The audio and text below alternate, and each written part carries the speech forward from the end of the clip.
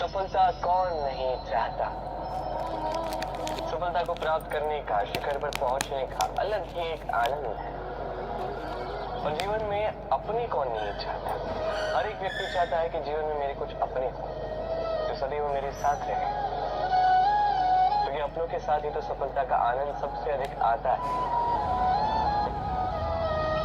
परंतु होता क्या है, कई बार सफलता की खोज में उस मार्ग पर चलते चलते हम अपनों से दूर हो जाते, ना चाहकर भी कभी कभी हो जाते, उन्हें समय नहीं दे पाते, कभी कभी भूल जाते हैं कि सफलता का वास्तविक आनंद अपनों के साथ ही है। कि सफल होने के पश्चात जब हम अपनों से मिलते हैं, उनके नेत्रों में हमारे लिए जो भाव है, जो सम्मान है, जो प्रेम है, यही असली पुरस्कार भी है। हम भूल जाते हैं बात और अकेले हो जाते हैं।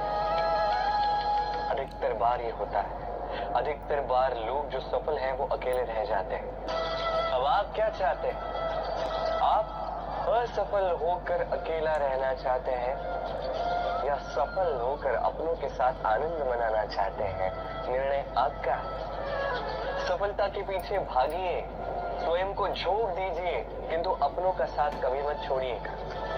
वो अपने जो आपकी सफलता के लिए उत्तरदायी है, वो अपने जिन्हें आपकी सफलता से सुख मिलता है, आनंद मिलता है, उन्हें कभी मत त्यागिएगा।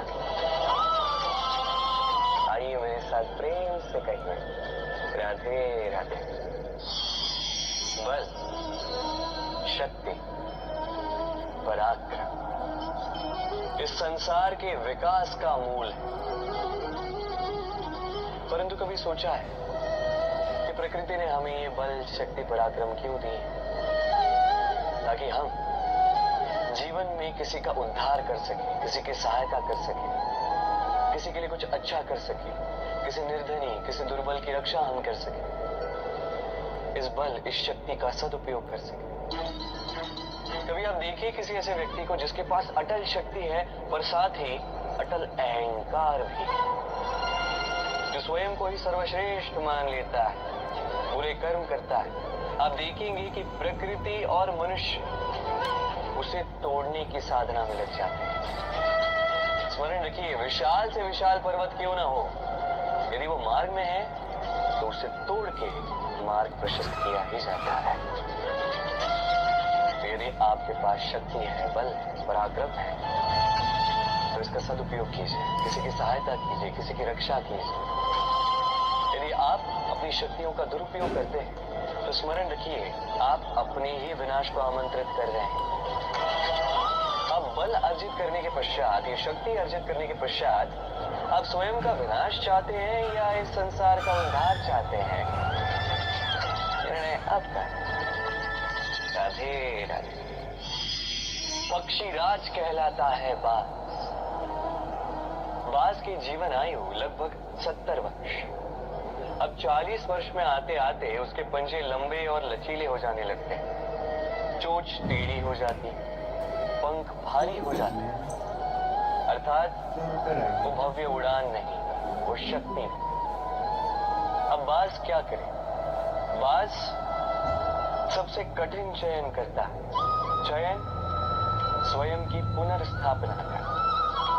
सर्वप्रथम किसी विशाल पर्वत पर जाता है, एकांत में अपना एक घोंसला बनाता है और फिर चट्टान पर अपनी चोंच मार मार के अपनी चोंच ही तोड़ देता है। फिर प्रतीक्षा करता है चोंच के पुनः उग जाने की।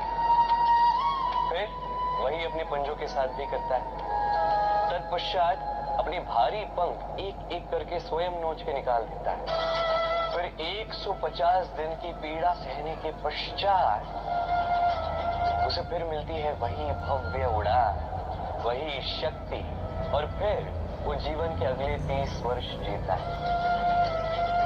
क्या समझे? यदि इच्छा शक्ति हो तो एक दुर्बल भी बली बन सकता है। आप भी यही कीजिए, अपने बीते हुए कल के अस्तित्व का भार त्याग दीजिए और कल्पना की एक उन्मुक्त उड़ान भरी, स्वयं की पुनर्स्थापना करिए, तभी सर्वश्रेष्ठ बनेंगे। और स्मरण रखिए, ये छोटे छोटे आरंभ ही बड़े बड़े शिखर तक ले जाते हैं। तो आइए और मेरे साथ प्रेम से कहिए, राधे राधे। मनुष्य और धन, इन दोनों में संबंध अत्यंत गहरा है। धन वो शक्ति है जिसका उपयोग मनुष्य करता है सांसारिक वस्तुओं को खरीदने के लिए, अपना जीवन यापन करने के लिए। और मनुष्य वो शक्ति है जो धन को महान बना देती है। अब एक बात है, उपयोग करना चाहिए धन का और प्रेम करना चाहिए मनुष्य से। ये बात अधिकतर लोग समझ नहीं पाते। लोग यही सबसे बड़ी भूल कर बैठते हैं। तो प्रेम करते हैं धन से, तो उपयोग करते हैं मनुष्य का। ये अनुचित है। देखिए, आप किसी सुई से युद्ध नहीं लड़ सकते, ना किसी तलवार से वस्त्र सी सकते नहीं। क्या किसके लिए है ये समझना आवश्यक है। आप भी उचित दिशा में कदम उठाइए। प्रेम कीजिए मनुष्य से और उपयोग कीजिए धन का। यदि आप मनुष्य का उपयोग करने लगे तो आपको प्रेम होने लगेगा धन से।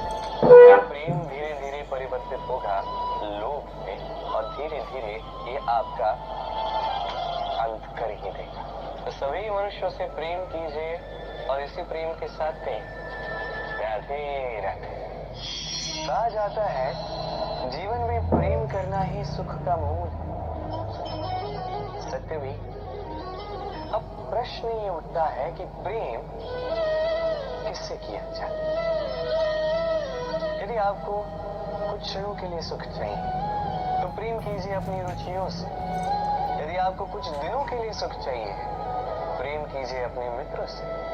यदि आपको कुछ महीनों के लिए, कुछ वर्षों के लिए या अनेक वर्षों के लिए सुख चाहिए तो प्रेम कीजिए अपने परिवार से, माता पिता, अपनी संतान, पति पत्नी, अपने संबंधियों से। किंतु यदि आपको सदा सदा के लिए सुखी रहना है तो प्रेम करना होगा केवल अपने कर्म से। क्योंकि संबंध चाहे जैसा भी कभी न कभी टूटता ही है। ये संसार कुछ ऐसा ही है कि जिसका साथ मिलता है उसका साथ छूटता भी।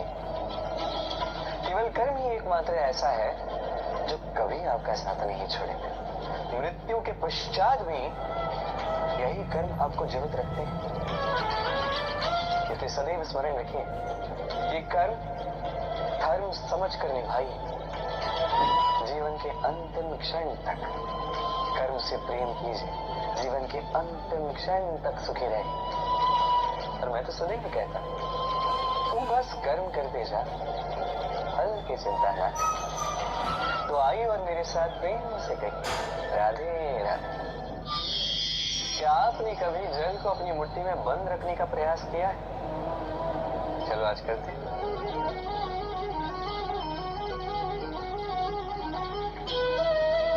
यदि आप मुट्ठी को कस के बंद करते हैं तो जल नहीं तैरता। यदि आप उसे ऐसे ही बहने दें तो वो अपना मार्ग स्वयं बनाएगा और आपकी हथेली पर भी रुकेगा।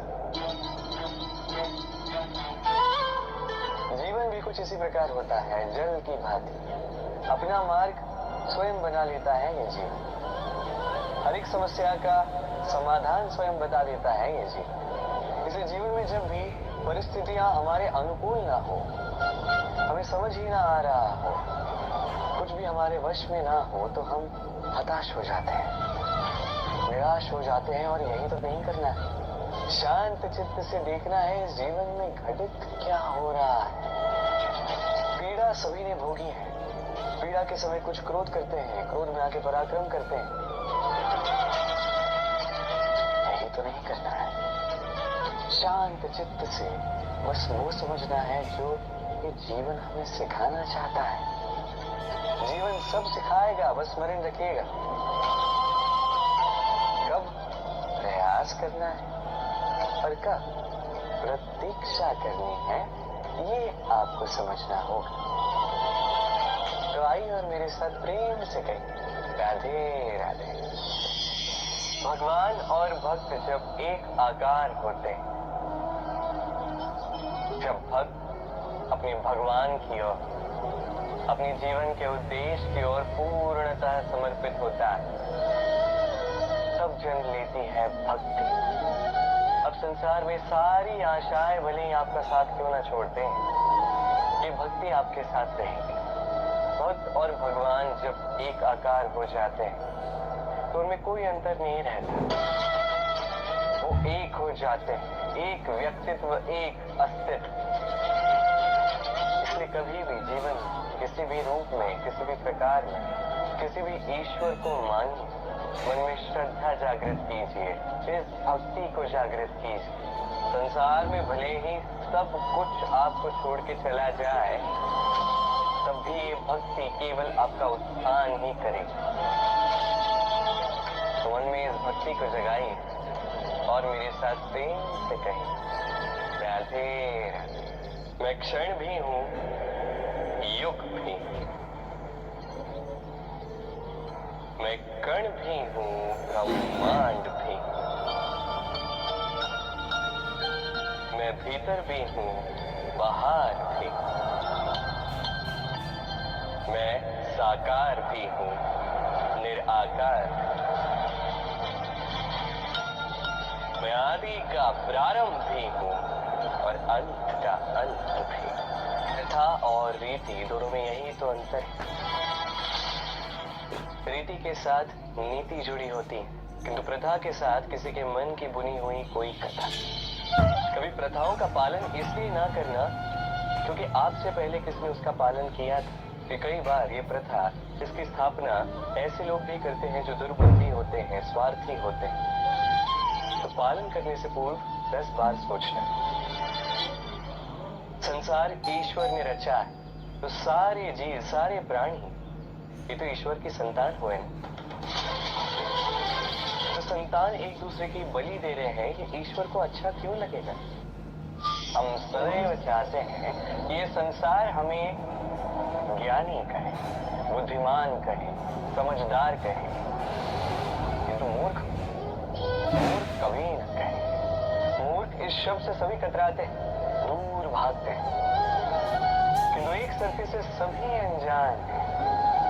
मूर्ख बनना बुद्धिमान बनने की ओर पहला कदम होता है। आप बड़े से बड़े दिग्गज ज्ञानी के साथ बैठ जाइए, कितनी भी बातें कर लीजिए, कितना भी ज्ञान बांट लीजिए, अनुभव मूर्ख बनने के पश्चात ही प्राप्त होता है कि नहीं? मूर्ख बनने के पश्चात आपको ये समझ में आता है कि क्या नहीं करना चाहिए। ज्ञानी आपको ये बताते हैं कि क्या करना चाहिए, और इस संसार में क्या करना चाहिए से कहीं बड़ा ज्ञान होता है कि क्या नहीं करना चाहिए। इसलिए सदैव स्मरण रखिएगा, आपसे हुए कुछ भूलें, आपको कोई मूर्ख बना जाता है, आपके साथ छल कपट करता है, तो कोई बात नहीं, ये अंत में आपको और बुद्धिमान ही बनाएगा। इस समय सकारात्मक रहिएगा, ये संसार आपको ज्ञानी अवश्य कहेगा। राधे राधे। क्या आपने कभी किसी उपवन को संजोते हुए माली को देखा है? कभी किसी एक वृक्ष पर दीमक लग जाते हैं, माली उस एक वृक्ष का नहीं, समस्त उपवन का उपचार करवाता है। अब आप कहेंगे ये कैसी मूर्खता है, दीमक एक वृक्ष पर लगे हैं, समस्त उपवन का उपचार किस लिए करवाना? अरे परिश्रम बचा सकते थे।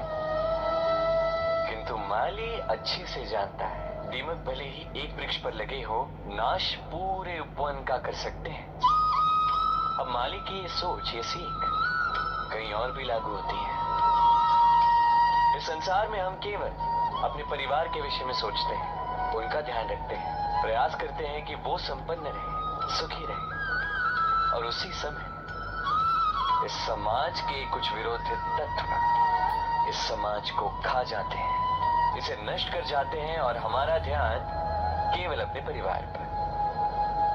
इसलिए जब बात आती है राष्ट्र की, देश की, तो उसके लिए भी निर्णय लेना होगा, उसके लिए भी त्याग करना होगा।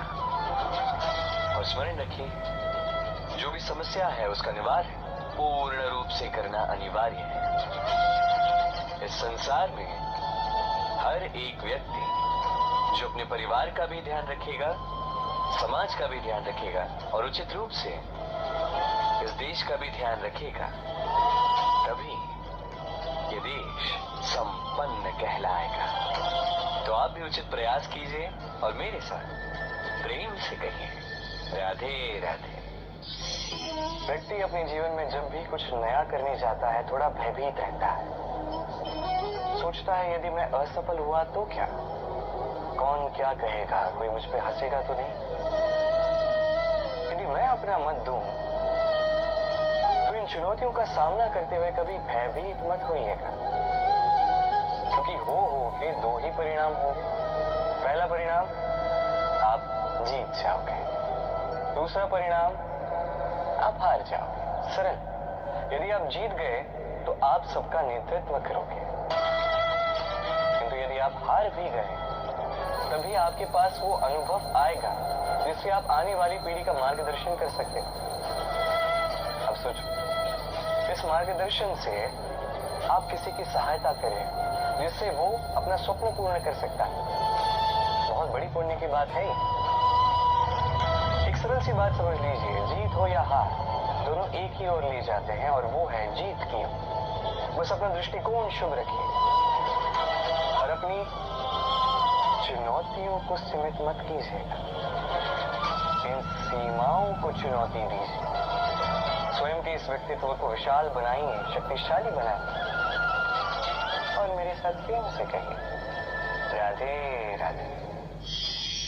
भगवान और भूल दोनों एक ही अक्षर से आरंभ होते हैं, और तो और दोनों की राशि भी एक ही। अब आप कहेंगे भगवान भूल, इसमें क्या समानता हो सकती? बहुत बड़ी समानता है। न केवल ये एक अक्षर से आरंभ होते हैं, बल्कि इनका विजय मंत्र भी एक ही है। भगवान को मानो, उन पर विश्वास करो, उन्हें स्वीकार करो। ये करोगे तो मन की दृष्टि से भगवान देखे जाते हैं और वो आपको संपन्न कर देते हैं।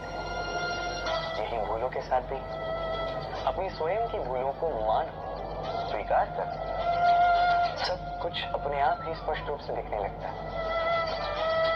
जिस दिन आप अपनी भूल स्वीकार करना सीख जाते हैं, उसी दिन से प्रक्रिया आरंभ होती है अपनी भूल को स्वीकार करने की। आप समझ जाते हैं कैसे अपनी भूलों को सुधारना है।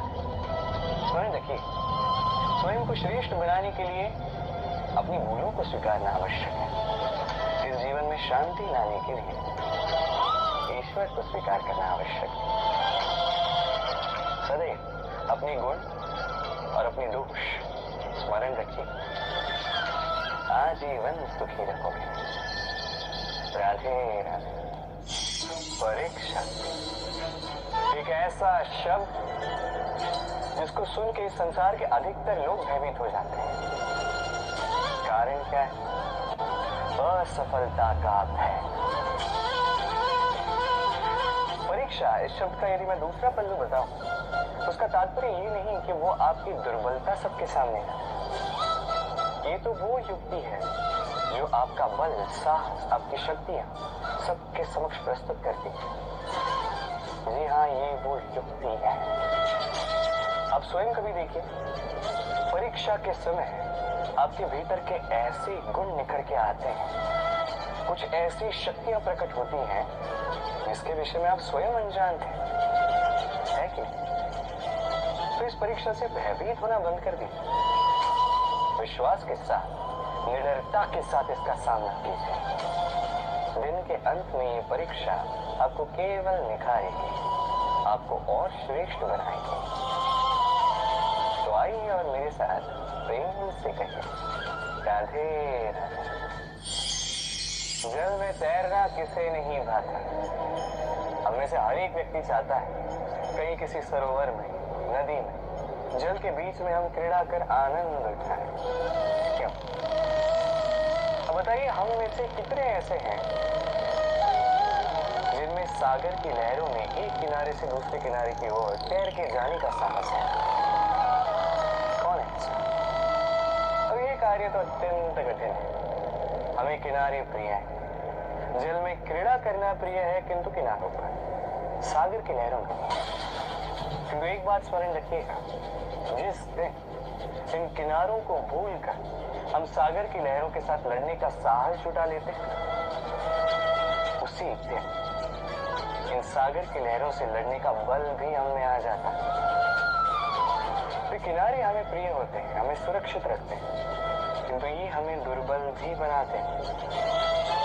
तो इन किनारों को त्यागिए और सागर की लहरों से टकराने का संकल्प उठा लीजिए। स्वयं पर विश्वास रखिए, फिर देखिए क्या होता है। सफलता के शिखर पर आपका यह जीवन पहुंचेगा और प्रेम से कहेगा, राधे राधे। ये संबंध है गुरु और शिष्य का। गुरु उस प्रत्यंचा की भांति होता है, स्वयं को पीछे रख के शिष्य को उसके गंतव्य की ओर ले जाता है, उसे अपना लक्ष्य साधने देता है और सदैव कठोर रहता है ताकि शिष्य अपने लक्ष्य से कभी चूके। धन्य हो ऐसे गुरु जो अपने शिष्य को उसके गंतव्य तक पहुंचाते हैं और उसका सारा श्रेय उसे देते हैं, अपने शिष्य को, अपने बाण को देते हैं। तो आप सदैव ऐसे गुरुओं को स्मरण रखिए, सदैव उन्हें नमन कीजिए, सदैव उनका आदर कीजिए, कभी जीवन में पीछे नहीं रहेंगे आप। आइए मेरे साथ प्रेम से कहिए, राधे राधे। हर एक व्यक्ति की अपनी व्यक्तिगत सोच, उसका अस्तित्व अत्यंत महत्वपूर्ण और विशेष है, उसे दबाने का प्रयास कभी नहीं करना चाहिए। ये हमारी सोच बहुत महत्वपूर्ण है और यदि इस सोच पर विश्वास किया जाए तो ये सदैव सद्मार्ग की ओर ही ले जाते हैं। यथा राजा तथा प्रजा, यथा बीज तथा मुक्र, यथा भूमि तथा अंकुर। कितने सुंदर शब्द हैं और जितने सुंदर है उतना ही गहरा इनका अर्थ भी है। जैसा राजा होगा वैसी प्रजा होगी, जैसी भूमि होगी वैसा ही अंकुर भी।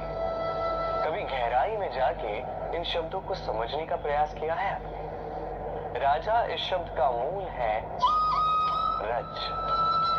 रज का अर्थ है माटी, अर्थात राजा वो जो माटी से जुड़ा, राजा वो जो प्रजा का सम्मान करे, उनका ध्यान रखे, उनके नेत्रों में अश्रु देखते ही चिंतित हो जाए, उनके अश्रु पोंछने के लिए हर संभव प्रयास करे, उन्हें सुखी रखने का हर संभव प्रयास करे। ये होता है राजा। अब ये सारे गुण यदि राजा में ना हो तो प्रजा में असंतोष जागता है। ये असंतोष विद्रोह का रूप लेता है और विद्रोह किसी भी रूप में विनाशकारी ही होता है। तो राजा को प्रजा का ध्यान रखना चाहिए और प्रजा को भी राजा में विश्वास रखना चाहिए, उसका अनुकरण करना चाहिए। जब ये दोनों साथ आएंगे तभी ये शासन स्थिर होगा, तभी ये देश नियंत्रण में होगा। यदि दोनों में से कुछ भी अनियंत्रित हो गया तो महाविनाश होना ही होना। तो राजा अपना कर्म करे, प्रजा अपना धर्म निभाए और मेरे साथ प्रेम से कहे, राधे राधे। बरगद का वृक्ष, वट वृक्ष, इस संसार के सबसे विशाल वृक्षों में से एक है। क्या कुछ नहीं करता, अनेक वर्षों तक ये वृक्ष जीवित रहता है, ये सदैव बढ़ता ही जाता है। कितने सारे पक्षियों को, पशुओं को ये आश्रय देता है, राह में जाने वाले राही को ये शांति देता है, आश्रय देता है, विश्राम करने का स्थान देता है, शीतल छाया देता है। वट वृक्ष संसार के सबसे विशाल वृक्षों में से एक, इसका बीज राई से भी छोटा होता है, किंतु वो धरा के नीचे समा जाता है, अपनी खोल को तोड़ता है और पहला अंकुर निकलता है और फिर धीरे धीरे धीरे छोटा सा बीज एक विशाल वट वृक्ष में